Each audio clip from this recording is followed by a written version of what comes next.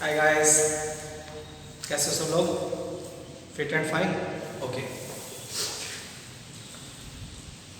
कल की क्लास आपने यूट्यूब पर देखी होगी।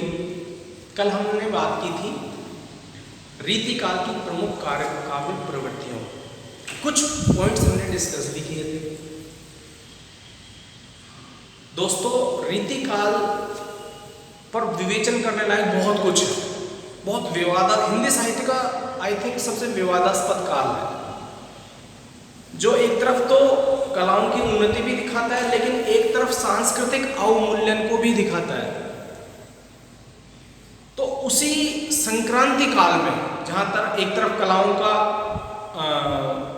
उन्नति हो रही थी और एक तरफ सामाजिक पतन भी हो रहा था, तो ये काल उन्नति और पतन दोनों का एक जॉइंट काल है, इसलिए इस काल को कई विद्वान संक्रांति काल भी कहते हैं। तो उस दौर के हिंदी साहित्य की जो रीतिकाल की जो सामान्य प्रवृत्तियां थी उसका विवेचन कर रहे थे हम लोग। उसमें से कुछ प्रवृत्तियां हमने डिस्कस की थी, जिसमें लक्षण ग्रंथों का निर्माण, श्रृंगार की व्यापकता, नायक नायिका भेद और नक्षिक वर्णन, इसके बारे में हमने बात की थी। आई होप आप उसको अच्छी तरह से समझ गए होंगे। अब हम इसी प्रश्न को आगे बढ़ाते हैं और अगले बिंदु पर बात करते हैं। अगला बिंदु है अलंकार प्रियता। बहुत महत्वपूर्ण बिंदु है। अलंकार प्रियता से आशय क्या है? अलंकार आप सब समझते हो। अलंकार का अर्थ होता है सजावट। अगर हम सामान्य दृष्टिकोण में अलंकारों का मतलब गहनों से इनसे लगाते हैं, तो एक स्त्री आभूषण धारण करती है सजावट के लिए, अपने प्रदर्शन के लिए। लेकिन उस दौर में इन कवियों ने अपने काव्य को प्रदर्शन की विषय वस्तु बना दिया।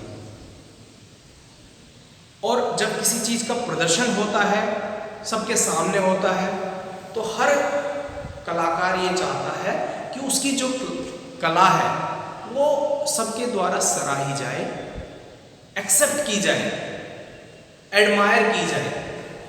तो इन कवियों का भी यही दृष्टिकोण था। इनका भी एक ही मोटो था कि भाई जब दरबार लगा हो राजा का और कवि जब कविता सुनाए तो वाह वाह वाह वाह वाह वाह, अगर तालियां न बजे तो फिर कलाकार का दिल टूट जाता है। तो इन कवियों ने अपनी जो कला है, अपना काव्य है, वो उस कोटि का रचने में कोई कसर नहीं छोड़ी कि विद्वान लोग, समझदार लोग वाह कहें। और यही वाह कहलाने की आदत जो थी, उन्होंने इन कवियों से अलंकार के क्षेत्र में बड़ा काम करवा गई। तो इन कवियों ने कूट कूट कर, भर भर कर अपने काव्य में क्या परोसा? अलंकार परोसे। अर्थात शब्दों का चयन इस ढंग से किया कि